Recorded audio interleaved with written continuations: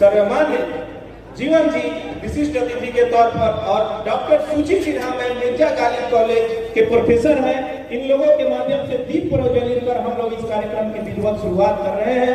आप दीप प्रज्वलित में आप तमाम हमारे विशिष्ट अतिथि और मुख्य अतिथि को देख पा रहे हैं और हम आप सबों को आपके धैर्य को सैल्यूट करते हैं, धन्यवाद देते हैं, आभार प्रकट करते हैं कि इतने देर से इस कड़ाके की धूप में जहानाबाद, अरवल, दाऊदनगर, गया और तमाम मगध प्रमंडल के विभिन्न स्कूलों से आप यहाँ शिक्षक भी, बुद्धिजीवी लोग, विचारवान लोग यहाँ उपस्थित हुए हैं। आप सबों का हृदय से आभार और जोरदार तालियों से स्वागत करिए आज के इस कार्यक्रम का।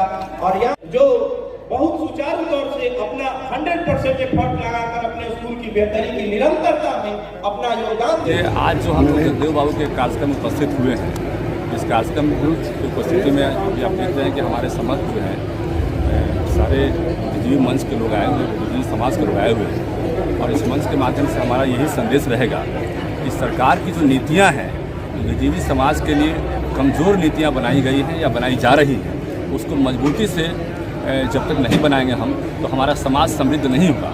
और समृद्ध समाज के लिए, समृद्ध बिहार के लिए सरकार की मजबूत नीतियाँ बुद्धिजीवी समाज के लिए होना बेहद ज़रूरी है। आज मैं देख रहा हूँ, चाहे कॉलेज की स्थिति हो, कंस्टिट्यूएंट कॉलेज की स्थिति हो, वित्त रहित कॉलेज की स्थिति हो, या फिर गवर्नमेंट हाई स्कूल में जहाँ पे आज के डेट में नियोजित शिक्षकों की बहाली हुई है, तो सभी जगह स्थितियाँ कमज़ोर है और हर जगह लोग परेशान हैं। और एक तरफ हम गुणवत्ता की बात करते हैं सरकार में कि गुणवत्तापूर्ण शिक्षा होनी चाहिए, और दूसरी तरफ हम उन लोगों को प्रताड़ित करने का काम करते हैं या उनके चिंताओं को हम नहीं देखते हैं। तो ये दोनों बातें एक साथ नहीं हो सकती है। जब हम एक तरफ गुणवत्तापूर्ण शिक्षा की बात करते हैं, समृद्ध बिहार की बात करते हैं, हम ये सोचते हैं कि तक्षशिला जैसा फिर दोबारा हमारा जो है यहाँ पे इंस्टीट्यूशन हो जाए, तो निश्चित रूप से वहाँ के जो प्रोफेसर्स हैं, वहाँ के जो टीचर्स हैं, उनकी मूलभूत सुविधाओं को हमें ध्यान रखना होगा और उनकी चिंताओं पर हमको चिंता करनी होगी और उसके अनुरूप हमें नियम और कानून बनाना होगा। और तभी जाके इन सब चीज़ों को हम देख सकते हैं, समझ सकते हैं। और आज हम जिस कामना से हम ये सोचते हैं, समृद्ध बिहार की बात करते हैं, तो वो हमारा पूरा हो सकता है। मैं देख रहा हूँ गवर्नमेंट की जो स्कूलें हैं वहाँ पर शिक्षकों की बहुत कमी है। 2006 की मैं बात थोड़ी याद दिलाना चाहता हूँ। 2006 में जब सरकारी टीचर्स काफ़ी कम हो गए थे +2 स्कूल में या गवर्नमेंट हाई स्कूल में, तो वहाँ पर आनंद फानन में 2005 में जब एनडीए की सरकार बनी थी, तो शिक्षा को सही ढंग से चलाने के लिए नियोजित शिक्षकों की बहाली हुई थी और एडहॉक बेसिस पे एक तरह समझिए कि उनकी बहाली हुई थी। लेकिन बाद में उनको परमानेंट करने का कोई प्रोविजन ही रह गया। बहुत सारी नियमावली बनी थी, सेवा शर्तें बनी थी, लेकिन उन सेवा शर्तों में, नियमावली में बहुत सारा चेंजेस नहीं हुआ।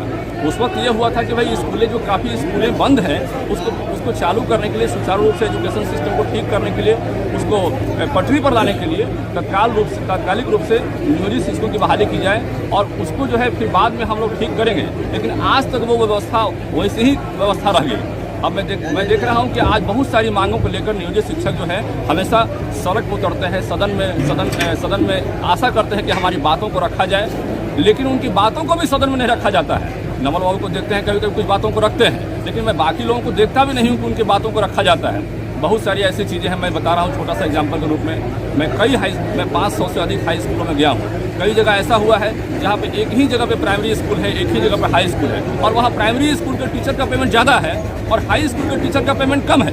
ये कहीं से भी न्याय उचित नहीं है कि आप अब ये नहीं कहते हैं कि प्राइमरी स्कूल के टीचर का पेमेंट कम कर दीजिए, हम ये कभी नहीं कहते हैं। लेकिन हमारा कहना है कि जितनी ऊँची शिक्षा होनी चाहिए उतना वेतन होना चाहिए और उसके अनुरूप वेतन होना चाहिए। आप हायर क्लासेस में जाते हैं, आप प्रोफेसर की बात करते हैं, तो उनसे थोड़ा ऊंचा हो गए तो उनका भी वेतन उनसे ऊंचा होना चाहिए। तो एक मतलब समानुपातिक राशि जो है मिलना चाहिए, जिससे समाज में हम अपने आप को कुंठित महसूस नहीं करें। हम बहुत सारी मांग को लेकर अपनी बातों को रखते हैं। नियोजित शिक्षक देखते हैं, खासकर जो है आप प्रोविडेंट फंड की राशि पर बात करते हैं तो उनकी राशि को लॉक कर दिया गया है। एमएसपी की मांग की बात करते हैं, वेतन वृद्धि की मांग करते हैं, वेतन विसंगति की मांग करते हैं, तो सरकार राशि से संबंधित वहाँ बहुत बातें कहती है कि राशि हमारे पास कम है। लेकिन मेरा मानना है कि बिहार में जो शिक्षा का बजट है 39,000 करोड़ से बड़ा बजट है। हमारा ये कहना है कि जब उतना बड़ा बजट में आप अब इस जो राशि जो आप निकालते हैं बजट के माध्यम से, उस राशि को खर्च कहाँ करते हैं? तो हमें लगता है कि राशि जो खर्च हो रही है वो डीबीटी के माध्यम से मैक्सिमम राशि खर्च हो जा रहा है और शिक्षकों पर पैसा कम खर्च हो रहा है। हमारा कहना है कि जब 15-16% पैसा शिक्षकों पर खर्च करते हैं, उसमें से थोड़ी राशि बढ़ा दीजिए तो ये बहुत सारी मांगे जो शिक्षक की हैं, अब गेस्ट टीचर की बात करते हैं, नियोजित की बात करते हैं, वित्त रहित शिक्षक की बात करते हैं, तो उनकी मांगे आप पूरी कर सकते हैं और निश्चित रूप से एक समाज में समृद्ध वातावरण बनेगा और शैक्षणिक माहौल जो धीरे धीरे उसका स्तर नीचा होते जा रहा है वह मजबूती से फिर से उसमें निखार आ जाएगी। हमारा आपके माध्यम से, आपके चैनल के माध्यम से आग्रह है सरकार से कि इन नीतियों पर मजबूती से विचार करे। अभी मैं बता रहा हूँ कि कई जगह ऐसा मुझे देखने को मिला है कि कहीं दूर दराज से रिमोट एरिया में शिक्षक पहुँच रहे हैं, एक्सीडेंट होता है तो उनके लिए बेहतर व्यवस्था नहीं है। सरकार को ये बेहतर व्यवस्था करने के लिए कम से कम 1 करोड़ की एक्सीडेंटल राशि का उनको इंश्योरेंस करवाना चाहिए। तो इन छोटी छोटी चीज़ों पर सरकार को ध्यान देना होगा। गेस्ट टीचर का पेमेंट मैं देखता हूँ एक सुपरवाइजर के भी पेमेंट से कम है। आप बताइए कि एक सुपरवाइजर के पेमेंट से कम गेस्ट टीचर को मिलता है पैसा और वो पीएचडी होल्डर कई जगह है। अब बताइए, आप ही से मैं पूछता हूँ कि क्या यह न्यायोचित है? निश्चित रूप से यह न्यायोचित नहीं है। तो इन चीज़ों पर मजबूती से, गंभीरता से विचार करना होगा और इन चीज़ों पर गंभीरता से नहीं विचार करने के कारण ही आज जो स्थिति में पहले थे आज भी वही स्थिति है। इन चीज़ों में बदलाव लाने के लिए हमें एकजुट होकर मजबूती से सरकार से बात करना होगा कि सरकार इसको इग्नोर नहीं कर सकती है। हमारा कहना है कि 2,37,000 करोड़ से ऊपर का सरकार का बजट है और उसमें उस बजट का बड़ा भाग जो है शिक्षा विभाग पर खर्च होता है, लेकिन शिक्षा विभाग पर केवल नाम का खर्च होता है। उसमें से मैक्सिमम राशि हम जो डीबीटी के माध्यम से देते हैं, मैं फिर दोहराना चाहता हूँ आपके माध्यम से, उसमें से कुछ राशि कम से कम 5-10% और राशि जो है शिक्षकों के लिए खर्च होगा। तो राज्य कर्मी का दर्जा जो है, जो हम हमेशा मांग करते रहते हैं और उसके लिए सरकार को ये लगता है कि कहीं 3,000 कहीं 5,000 की राशि हमको देना पड़ेगा, कहीं 400 की राशि देना पड़ेगा, तो उसके चलते उसमें सरकार जो है हमेशा सोच विचार करने में लगी रह जाती है। तो ये भी सारे बैरियर्स दूर हो जाएंगे। उसके लिए अलग से पैसा लाने की आवश्यकता नहीं है, अलग से प्रावधान करने की आवश्यकता नहीं है, सरकार के दूसरे डिपार्टमेंट के पैसा को इस डिपार्टमेंट में इन्फ्यूज करने की आवश्यकता नहीं है। इसी डिपार्टमेंट को पैसा को रीएडजस्टमेंट करके हम सारी समस्याओं का समाधान कर सकते हैं। हम आपके माध्यम से एक सरकार से आग्रह करते हैं, चाहे प्रमंडलीय ट्रांसफर की व्यवस्था हो, चाहे वित्त रहित कॉलेज का ग्रांट की व्यवस्था हो, वित्त रहित कॉलेज के अंगीभूत करने की व्यवस्था हो, नियोजित शिक्षक की मांग की व्यवस्था हो या और व्यवस्था हो, उसमें सरकार को मजबूती से आगे आना होगा। और हम नहीं सरकार आगे आएगी तो हम लोग मजबूती से आगे आएंगे और सरकार को हमारी बात को मानना होगा और निश्चित रूप से हर समस्याओं का समाधान होगा।